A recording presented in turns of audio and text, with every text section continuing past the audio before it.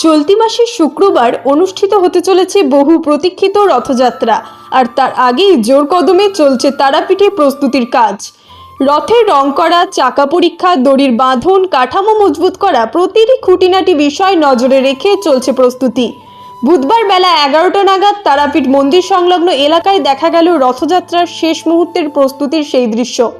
জগন্নাথ দেবের প্রতিমা রূপে মাতা তারার আরোহণ রথে এই ঐতিহ্যেই তারাপীঠের রথযাত্রা অন্যান্য জায়গার চেয়ে স্বতন্ত্র। সাধারণত রথযাত্রা মানেই জগন্নাথ, বলরাম ও সুভদ্রার মূর্তি রথে ওঠে, কিন্তু তারাপীঠে রথে আরোহণ করেন মা তারা জগন্নাথের প্রতিমা রূপে। রথের দিন মা তারা পশ্চিম দিক থেকে যাত্রা শুরু করেন, মন্দির চত্বর পরিক্রমা করেন এবং পুণ্যভূমির চারপাশে ভক্তদের মাঝে আশীর্বাদ প্রদান করে ফিরে আসেন। তারপর সন্ধ্যায় মা তারার বিশেষ আরতির মধ্য দিয়ে রথযাত্রা সমাপ্ত হয়। এই রথযাত্রা ঘিরে শুধু বীরভূম নয়, আশেপাশের জেলা থেকেও বিপুল ভক্ত সমাগম হয়।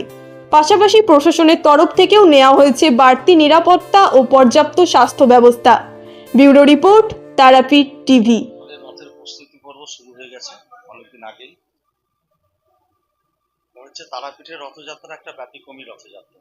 আমরা চারিদিকে যেমন জগন্নাথ দেবের রথ দেখি, কিন্তু তারাপীঠের মা তারা তারাপীঠ নগর পরিক্রমা করে। এবং যত বছর যাচ্ছে তারাপীঠে কিন্তু হাজার হাজার ভক্তের সংখ্যা বাড়ছে।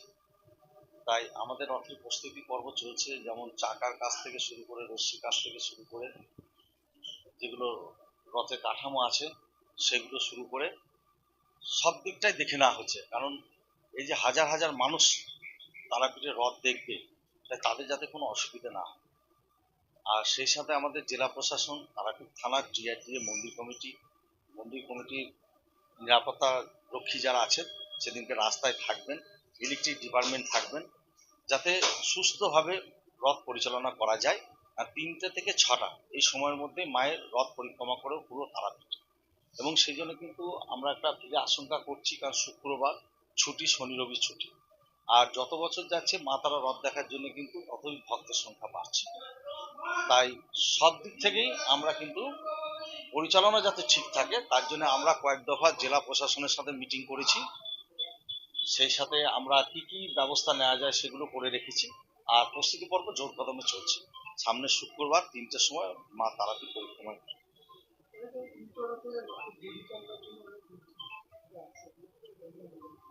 না আসে, এবং আমরা তাদেরকে সুযোগ করে দিই। কারণ উল্টো রথে ব্যাপার হচ্ছে, সোজা রথ যেটা বলছি সেটা প্রচন্ড ভিড় হয়, তখন মাকে দেখার জন্য উল্টো রথ অনেকে বেছে নেয়। কিন্তু আমরা কি হয়, এই রথের যাত্রাপথে কিছু কিছু জায়গায় আমরা রথকে মানে দাঁড় করানো হয় মায়ের পুজোর জন্য। সেখানে ভক্তরা কিন্তু মায়ের কাছে আসতে পারে, মায়ের আশীর্বাদ নিতে পারে, প্রসাদ নিতে পারে। যেমন সেদিনকে মায়ের বিশেষ বিশেষ ভোগ থাকে, কাঁঠালের ভোগ থাকে, তার চিড়ের ভোগ থাকে। অনেক ভক্ত লজেন্স নিয়ে আসে, মাকে নিবেদন করে, সেই লজেন্স বিতরণ করে, প্যারা বিতরণ করে। এবং বিভিন্ন সম্প্রদায়ও আসে যারা হরিনাম সংকীর্তন করে। কলকাতা থেকে, বিভিন্ন জায়গা থেকে একটা দল আসে, যারা পুরো মানে রথযাত্রাকে পুরো বাজনা দিয়ে দিয়ে পুরো পথটাকেই মাতিয়ে রাখে। আর টিআরডি এর তরফ থেকে রাস্তাটা ধুয়ে দেওয়া হয়। মা রথ আসে তার আগে আগে রাস্তা ধুয়ে ধুয়ে যাওয়া হয়। সে ধরনের পরিকল্পনা টিআরডি নিয়েছে। এবং সব দিক থেকেই মানে প্রস্তুতি প্রায় শেষের দিকে। আর 1-2 দিন পরেই মায়ের রথযাত্রা।